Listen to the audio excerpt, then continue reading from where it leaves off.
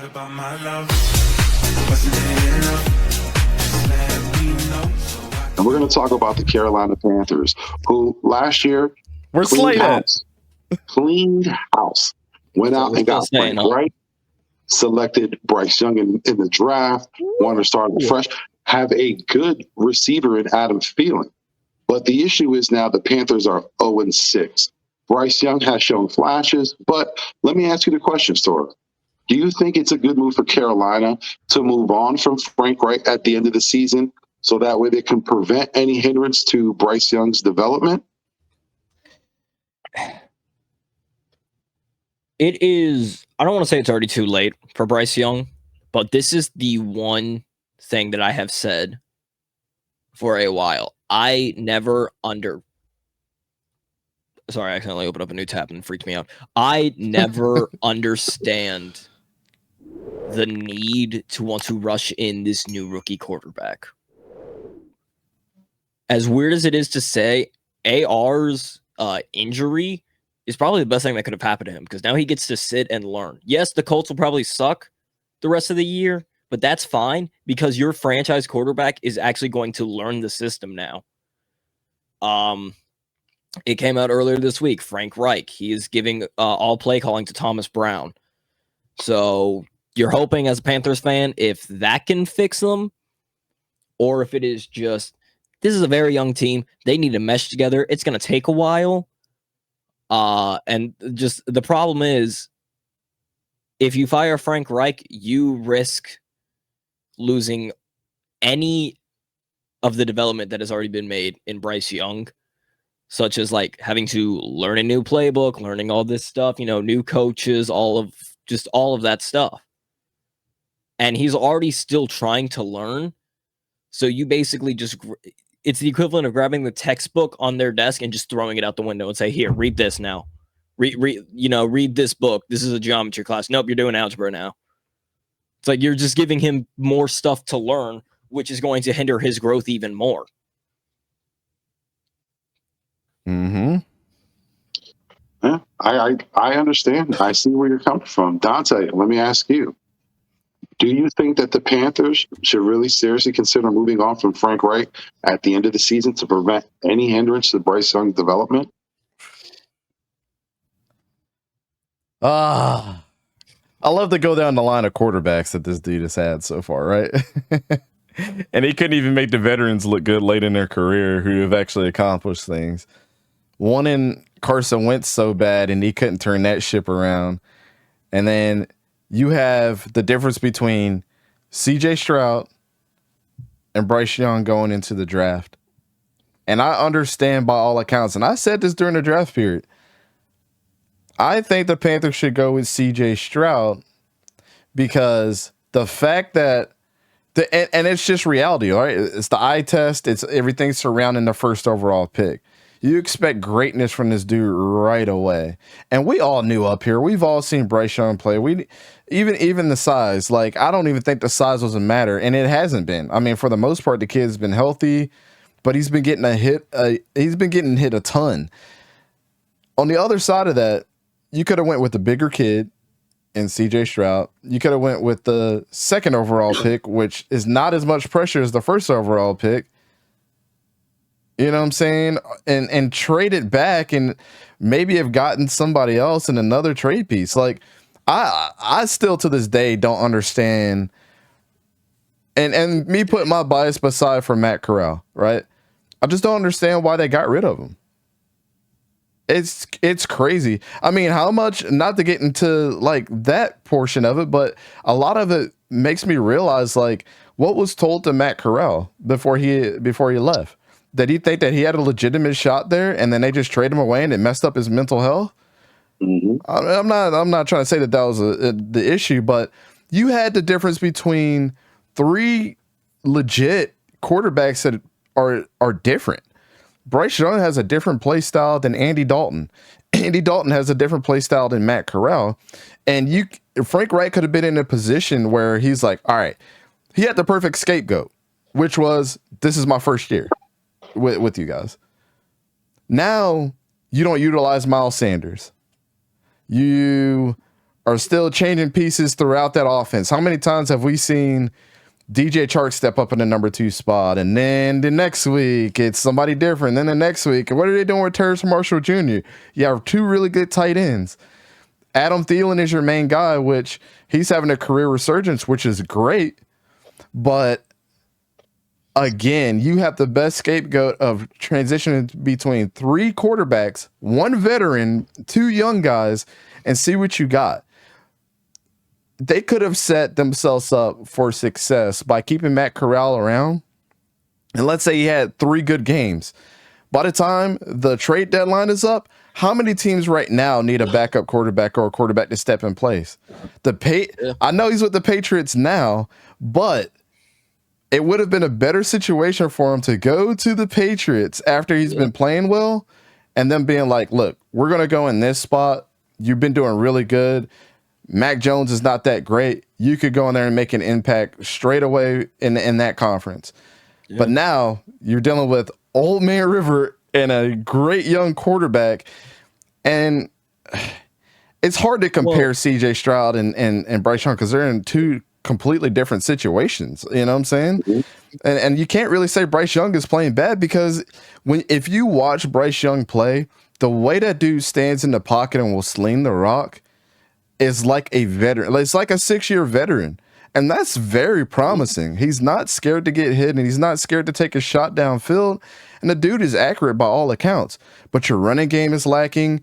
Ike Mekwonu is having... That dude does not look like his first year whatsoever. He's getting crunched on the left side of the field all the time. Adam Thielen is the brightest spot for him. A good veteran on that team where he's got a lot to prove, and I would be under his wing like crazy. Like, dude, how can we get there together? Like, just stick with me, whatever I got to do. I would be screaming to the heavens if I was Bryce Young to keep Adam Thielen around for 1 more year. Stay at me 1 more year because I think you're good for this team, and I think you can help us out. Frank Reich is not doing Bryce Young any favors, but I don't think they should move on from him. But I mean, he doesn't have a good history or so far with quarterbacks right now. So I mean, that is true. I don't disagree if you want to get rid of him either. So I think the issue with Frank is when you look at everything and you talk about a head coach and the job that they're supposed to perform, he always looks like he's in over his head. There's too many issues for him to handle. He can't do it all. Frank Wright, I think, is a great coordinator. Yes. I don't think he's a good head coach. I don't think he can handle the duties of a head coach. He doesn't know how to work around the players. He doesn't know how to problem solve. Again, the biggest issue in the beginning of the year, the Panthers are talking about they needed a number 1 receiver. Adam Thielen's there the whole time. And look, he's been playing great. Sorry, you were trying to say something? No, I was just going to say, I agree with you about the coordinator thing. He's one of those coaches where it's like great offensive coordinator. I mean, look at what he did with 2017 Eagles. Not great head coach because look at the rest of his resume. And there are plenty of coaches like that. You see them more in college, but even in NFL, there are just coaches like that. There are just some that are like, I specifically excel in this one area. Look at Dan Quinn. Excellent defensive coordinator. Mm-hmm. Not a good head coach in the NFL. You know, honestly, Vic, and sorry, I'm gonna let you cook after this, but I did write this down and I failed to mention. I just opened up my Evernote again. I did want to call out something. What is the Panthers' record right now? 0-6. 0-6. What was Matt Rule up to this point? Does anybody want to take a wild guess? He was 3-3 at this point in his first year. He was 2-4. Okay. Matt Rule, a college coach, is doing better than Frank Reich. Here's also the thing: is the one game, and this is what I forgot to mention as well when I was talking about the never understanding the rush of just putting in your rookie quarterbacks. The one game where Andy Dalton had to play, he didn't look that bad. Andy Dalton didn't look that bad with the Saints either. Yeah, you could have absolutely gone at least half the season with Andy Dalton. I'd say you might not get a lot of wins, but you have no wins currently now. Well, why did they pull back so much? So remember at the preseason, before preseason started, they were like, we're rolling with Andy Dalton at the beginning of the season. We're going to roll with Andy Dalton. And then that's when I came in with the theory of like, let him play until he sucks. Let Bryce sit behind him. pull Matt Corral in there if he got to, switch them in and out and see how one performs, and then get Matt prepared to be traded somewhere in the offseason or something like that the following year. Yes. I thought that was an okay game plan for Frank's first year, but it didn't help as well when it was that, okay, you know, originally it started off with Andy's going to be our main guy. Then it became, we're going to mainly play Matt Corral in the preseason.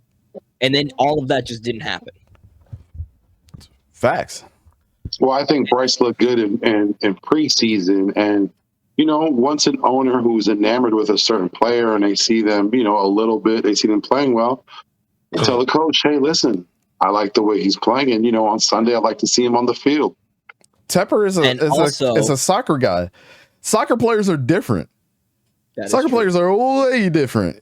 And just like hockey players are way different. Look at Connor Bernard up at Chicago. If they're anything like the Glazers, because that's a family who owns Manchester United, they're all about the money then. So it's who's selling tickets is on the field. Well, and then the thing with their quarterbacks too is like the Panthers have been clamoring for somebody that is not Cam Newton, because everybody in Carolina, when I lived down there, bro, anytime they would win, they would still blame Cam Newton for a close win. It's like the dude set records as the best quarterback that's ever been here, had way more talent than Jake Delhomme, but y'all love Jake Delhomme more than Cam Newton? What is going on here? And it also could have been because of news from Houston saying that they were going to start CJ Stroud. He has to, you know, you got your guy right after him or before him.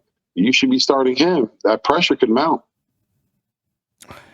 Yeah. And honestly, as weird as it is to say, looking back at it now, just sitting here listening to y'all and looking back at it now, Frank Reich being the head coach was because he was the first quarterback for the Panthers.